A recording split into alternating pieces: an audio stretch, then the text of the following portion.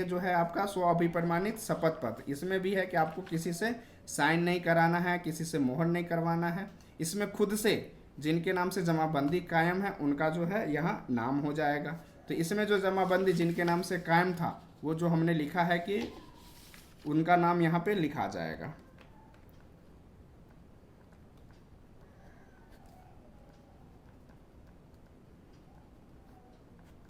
जिनके नाम से रसीद कटा हुआ, जिनके नाम से जमाबंदी कायम है उनका नाम लिखा जाएगा। उसके बाद पिता पति का जो है नाम लिखा जाएगा।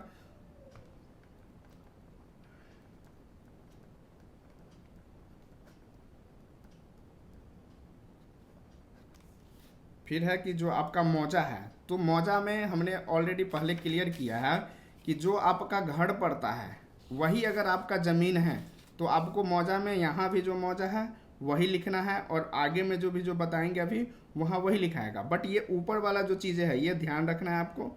ये जो ऊपर वाला चीज़ है इसमें आपका जो घर पड़ता है वो घर का डिटेल यहाँ देना है। जिस मौजा में आपका घर पड़ता है उस मौजा का जो, तो ये एग्जाम्पल हम बता रहे हैं कि जिस मौजा में मेरा घर पड़ता है और उसी मौजा में मेरा ज़मीन भी है, तो उसके लिए ये है। हो सकता है कि आपका किसी दूसरे ज़िला में घर पड़ता है और किसी दूसरे ज़िला में आपने ज़मीन लिया है, तो जहाँ आपका घर पड़ता है उसका आपका मौजा लिख देना है और उसी का थाना नंबर लिखना है।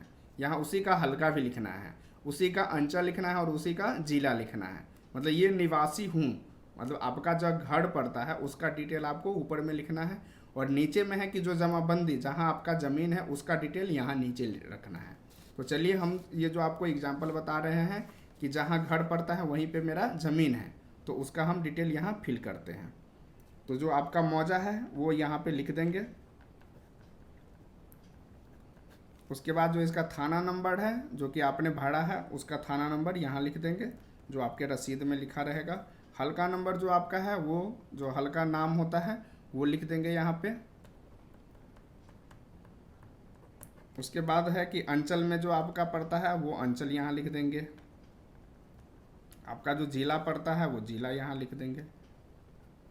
उसके बाद है कि निवासी हूँ। अब है कि राजस्व एवं भूमि सुधार विभाग द्वारा डिजिटाइज कर ऑनलाइन कराए जाने हेतु मेरी जमाबंदी का विवरण जिला, मतलब जहाँ पे आपका जिस जिला में आपका ज़मीन है वहाँ पे डिटेल यहाँ पे लिख देंगे। उसके बाद है जो अंचल है आपका वो अंचल लिखा जाएगा यहाँ पे। उसके बाद जो हल्का का नाम है वो हल्का लिखा जाएगा यहाँ पे। जो आपका मौजा पड़ता है वो यहाँ पे लिखा जाएगा। ये जो फॉर्म फिलअप होगा ये आपको मौजा वाइज फिल करना है। ये ध्यान रखना है कि एक मौजा का एक बार में ही फॉर्म फिलअप होगा, दूसरे रसीद का जो दूसरे